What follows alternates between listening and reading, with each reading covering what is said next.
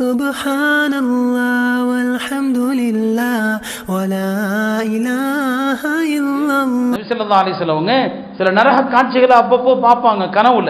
மேராஜில சில காட்சிகளை பார்த்தாங்க, கனவுல அவங்க பார்த்துக்கிட்டே இருப்பாங்க சொர்க்கத்தையும் நரகத்தையும்.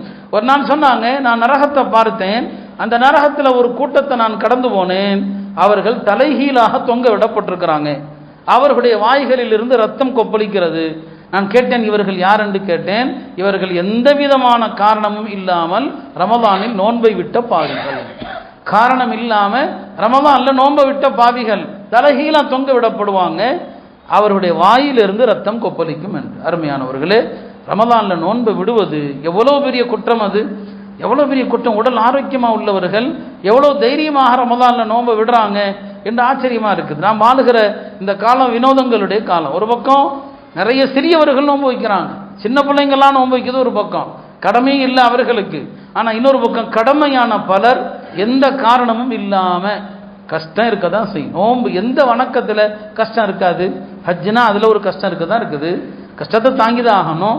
மார்க்கம் கடமையாக்கி இருக்கிற வணக்கங்களே அதற்கு பேரே மார்க்கத்தில் தக்லீஃப். தக்லீஃப்னா என்ன? அதை செய்யும் போது கஷ்டம் இருக்க தான் செய்யும். அப்போ கஷ்டம் அறவே இல்லாமல் இருக்காது. சில கஷ்டங்களுக்கு மார்க்கம் விதிவிலக்கு கொடுக்கும், இத்தகையவர்கள் நோன்பை விடலாம் என்று. எனவே அருமையானவர்களே, ரமலானுடைய நோன்பை விடுறது பெரிய பாவங்கள்ல மிகப்பெரிய பாவம்.